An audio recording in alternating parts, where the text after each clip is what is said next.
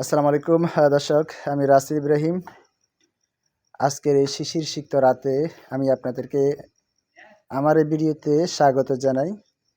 বর্তমানে আমাদের কাছে অতি আলোচিত একটা শব্দ হচ্ছে মহার্ঘ ভাতা। মহার্ঘ ভাতা কি?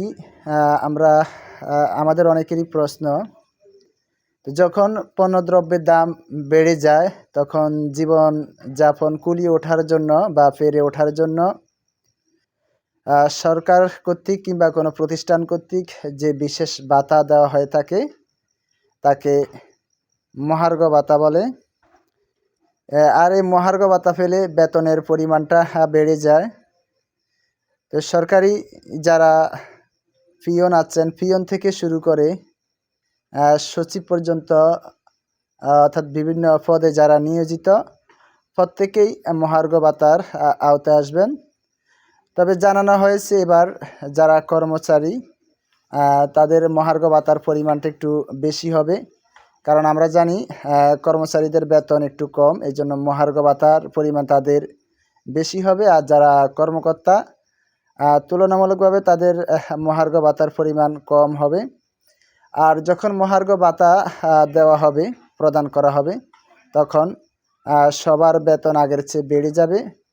তো সাধারণত কমিটি সুপারিশ করা হয় একটা নির্দিষ্ট পরিমাণে কত পার্সেন্ট, একটা নির্দিষ্ট পার্সেন্ট মহার্ঘ ভাতা দেওয়ার জন্য।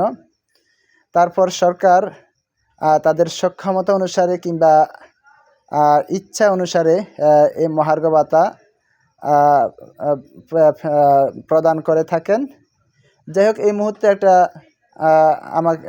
আমাকে একটা প্রশ্ন করা হয়েছে যে যারা স্কুল কলেজ কিংবা মাদ্রাসায় শিক্ষকতা করেন, অর্থাৎ যারা এমপিভুক্ত শিক্ষক, তারা মহার্ঘ ভাতার আওতায় আসবেন কিনা? হ্যাঁ, যারা এমপিভুক্ত আছেন প্রত্যেকেই মহার্ঘ ভাতা পাবেন, এবং কত পার্সেন্ট দেওয়া হবে সেটা নির্ধারিত হবে সরকার ঘোষণা দেওয়ার পর।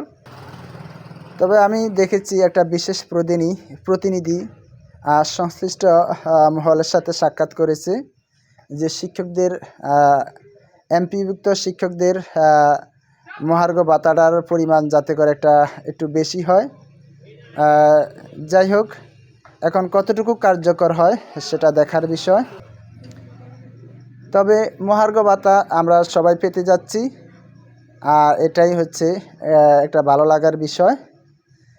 সবার জন্য শুভকামনা। আপনারা সবাই ভালো থাকুন, সুস্থ থাকুন, নিরাপদে থাকুন। আসসালামু আলাইকুম।